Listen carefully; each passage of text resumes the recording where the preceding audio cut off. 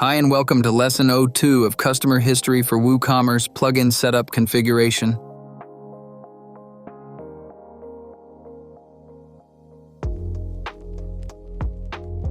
In this quick lesson, we will learn how to properly configure the Customer History plugin for WooCommerce so it can track valuable customer behavior and include it in admin emails.